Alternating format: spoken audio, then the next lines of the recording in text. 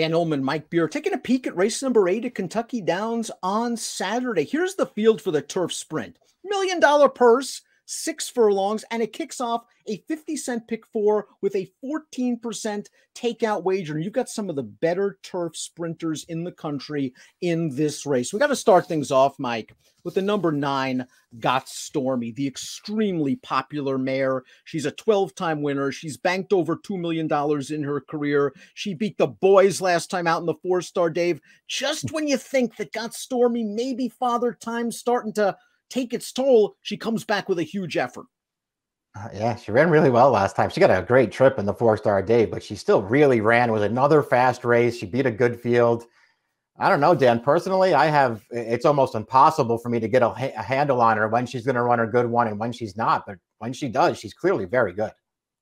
Let's throw up the Timeform US pace projector. She's very, very versatile from that standpoint. Timeform US has her in it. Back, I could see her in exactly that spot. I do think, however, Mike, that the 3 Bombard is a very dangerous pace play in here. Gate to wire last time out in the grade 3 Daytona, going this distance at Santa Anita. First time blinkers for Richard Mandella. There's a chance this horse shakes loose in here. Yeah, I think they're going to go. That's for sure. They certainly went last time in the Daytona, and it's not like he walked on the lead in there, Dan. He ran a really nice race to win. Diamond Oops, the number 1's a real underrated horse. For a horse that's won $1 million, that's a graded stakes winner on turf, it's a multiple graded stakes winner on dirt. Now, layoffs occasionally take its toll on this horse. We haven't seen him in about 2.5 months. He was upset last time at Gulfstream on the dirt, but the race where he won the turf sprint at Churchill Downs last summer, that was a really striking rally. He got a great trip and ride from Florent Geroux. He did. He got a great trip and ride, and it all worked out for him to get through on the inside. But as you've already mentioned, he still ran a really good race and beat a good field that day. It is in some ways all about trip for him. You know, I feel like you could be a little maybe disappointed in his recent form. We'll see if he shows up and runs his good race here, because I feel like if he runs his good race, he's a big player at a big price. I was real disappointed with Fast Boat's effort 2-back in the Jaipur. There was pace for him. He just didn't fire. He came back with a much better performance in the grade 3 Troy. Let's watch that race right now. He beat 4 of these rivals. Tyler Gaffalione is going to get him to the outside right now. And just watch the kick. Fast Boat really flies on home to win. 104 Beyer speed figure. It's the second triple-digit Beyer in his career. You give him pace, he's going to roll, and he's got to win over this surface. Yeah, true. I mean, he runs well in here, as does the horse that's getting up into 3rd right now, the 6 Gear Jockey, who was way out of it and also finished very well in that race. He's another horse, Dan, a little bit like we just talked about with Got Stormy. I don't know when this horse is going to run his good race. His good race is very good. I'm with you. His Jaipur, I thought, was terrible. A race where he got a big pace in front of him and really didn't do anything. There were several races over the winter at Fairgrounds where I thought the same thing. He's in a good spot. I didn't see excuses for him. He just didn't run his good race. He runs his good race. He's very tough in here. I would need a price, Dan, because he's not the kind of horse I can trust. Here's the potential pace setter in from Southern California, the 3 Bombard, wiring them in the grade 3 Daytona last time out. First time blinkers. Let's watch Bombard on the lead, sprint on home, 97 Beyer speed figure. He's a stakes winner going a mile, multiple stakes winner sprinting. He's just a solid horse. Now, he's had his share of physical problems. There have been several long layoffs, but it looks like Mandella's got him right. He runs well fresh, and he could be tough to catch. Yeah, he could. I like this performance because he was just sort of pushed along on the lead the entire way. And I like the way they just kept finding through the stretch to hold on in there. And it's also worth pointing out, Dan, he ran really well in this race last year over softer ground. I mean, they just got to him at the end. And it was a career best Beyer performance for Bombard at Kentucky Downs. He likes it here. Gear Jockey, you saw getting up for 3rd in the Troy last time out behind Fast Boat. Rusty Arnold knows how to train a turf sprinter, and Gear Jockey has very quietly amassed a nice record. 10 out of 14 on the board, but I think he's starting to round into his best form. I think he's reaching peak maturity. I do too. I think they just sort of found his whole card as a turf sprinter. I think this is what he probably wanted to do all along.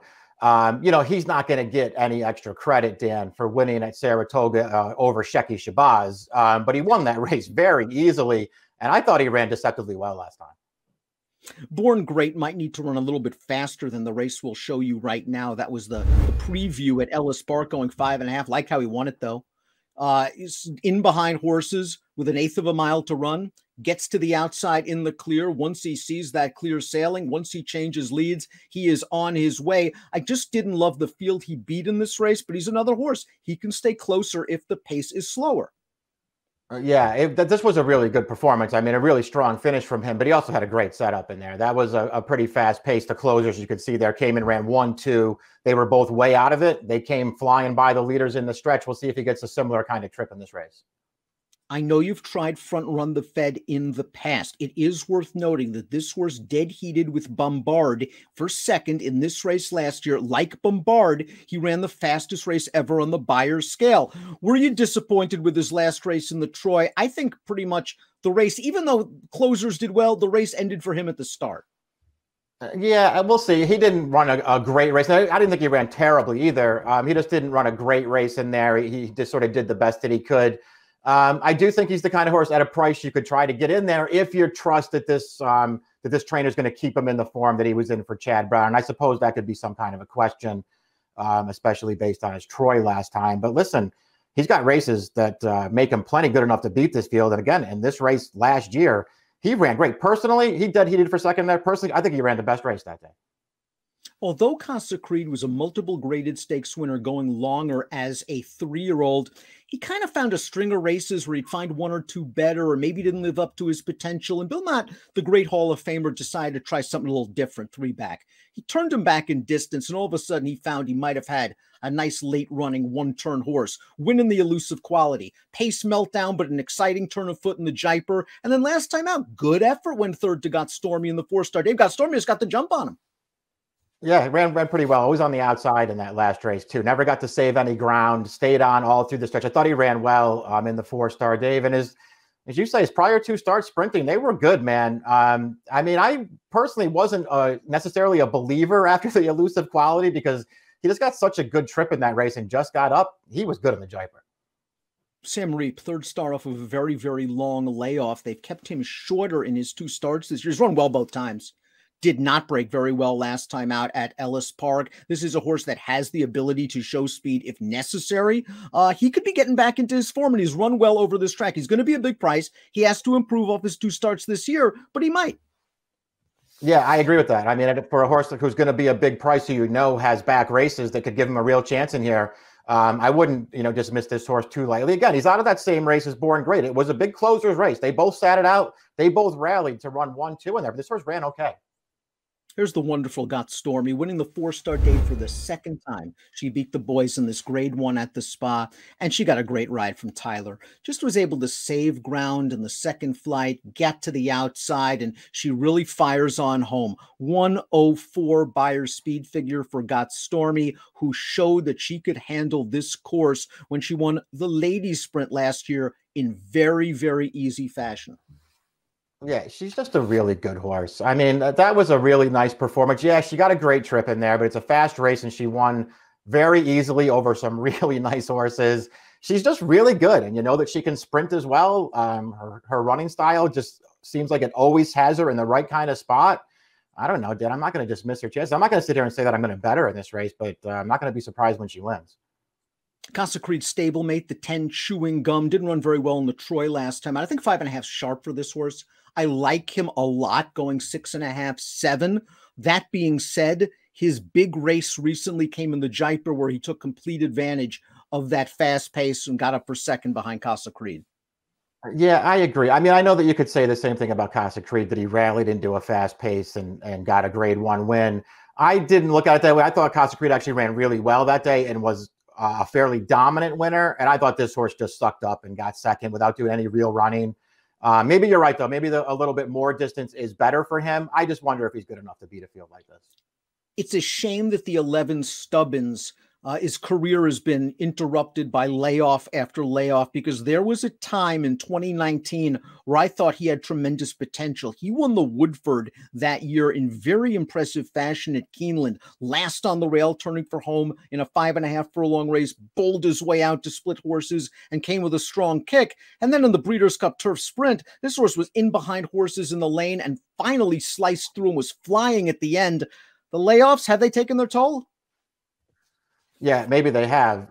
But you're right. He was good sort of at the end of that year. He even came back off the layoff last year and the Daytona and got really unlucky getting shut off in the stretch. I don't know, Dan. I probably should have gone back to. I've spent a lot of time betting this horse over his last few starts, and have nothing to really show for it. But I still think he's running okay races.